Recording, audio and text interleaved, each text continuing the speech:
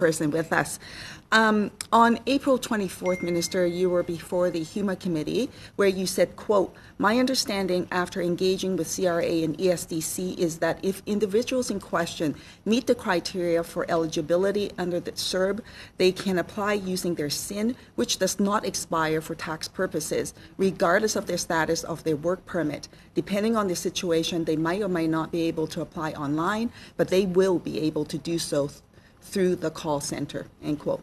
So on this basis, can the minister confirm that those who otherwise meet the eligibility criteria for CERB, and I'm referring to TFWs in this instance, that even with an expired work permit, that they would not be criminalized for receiving CERB? Well, set aside the last part of your question around criminalization, which I'll come back to, but my short answer is yes. Sorry, but the not setting aside the criminalization, because Bill 17 is before us, and if that goes through, criminalization may well take place. That's why I'm asking that question.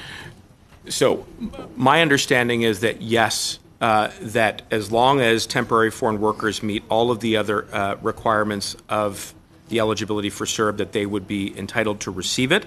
And with regards to any consequences that would flow from a breach of the program, again, they would be responsible and accountable as anyone else would. In other words, immigration status would not differentiate the treatment of those who violated one of the terms of the program. Okay, excellent. So my understanding then, expire work permits. That's my understanding. Matter. I should just. I'm sorry, Ms. Kwan, and I'm saying that with some trepidation because I would want to be absolutely certain about that, and I'm happy to consult with my colleague, Minister Qualtrough, to provide a firm answer to you. Well, thank you. I appreciate your answer because I think that is actually very important because people acted on the basis of the advice from government, including yourself, Minister, and if they, after the fact now, are being penalized, I can't imagine what that means really for people, and that would be outrageous if that were to take place. So now, on a separate question, Minister, I wrote to you back in April around this. I finally got a response from you this morning, so I appreciate that. And I was asking about the 24-month work requirement that are interrupted for temporary foreign workers, and more specifically for the caregivers. The response that you gave me does not address the heart of the issue, and that is for individuals whose work permit is coming to expiration and they have lost their job because of COVID. Can they then, on this basis, Minister, apply for a renewed work permit and get implied status, even though they don't have an employer at this time?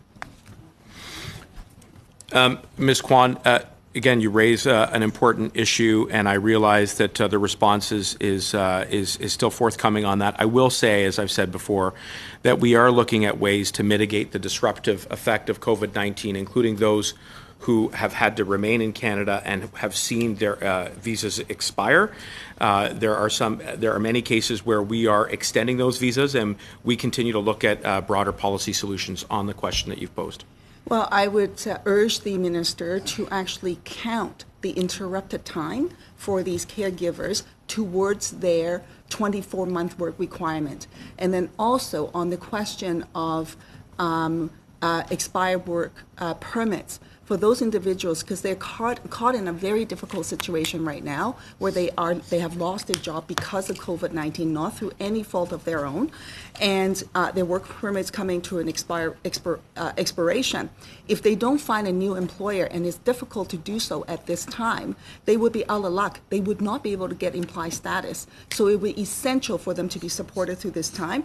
Otherwise, these workers have come to take care of our families here in Canada, are pretty well just left out in the cold. So I would urge the minister to take action on that.